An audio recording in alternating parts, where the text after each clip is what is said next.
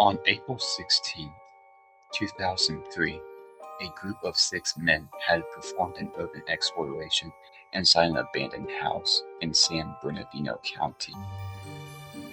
The men, while exploring and venturing further into the building, had found a small video cassette. The cassette was labeled as "Funny Mouse," written with a black marker. Once returning home, the men had put the tape into an old cassette player. It appeared to be a blurred-out Mickey Mouse cartoon, not the type from 2003 or any of the modern cartoons that would have been broadcasted regularly. The image eventually cleared up and the title simply read, "Mouse."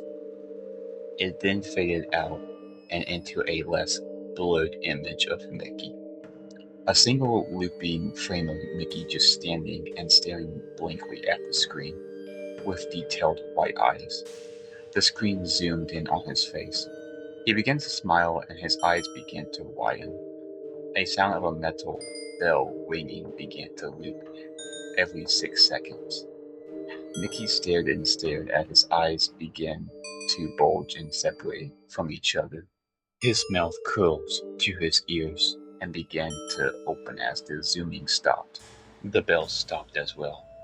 3 seconds later, the blur began to increase, and what almost sounded like faint screaming began to play in the background. The sound of a metal scraping against a hard metallic floor played out as Mickey's face began to twitch rapidly. His face eventually overtook the screen. With no warning, Mickey ran off the screen. Then there was darkness and silence. Then nothing. The tape ejected itself. About a year later, one of the men was found dead inside a litter basket outside the same house. The other 5 men who were asked about the tape refused to answer and would block all contact. They appeared to be fidgety and paranoid.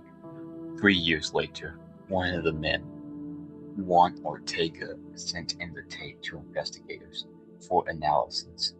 It was deemed an obvious bootleg tape and not anything Disney would have produced.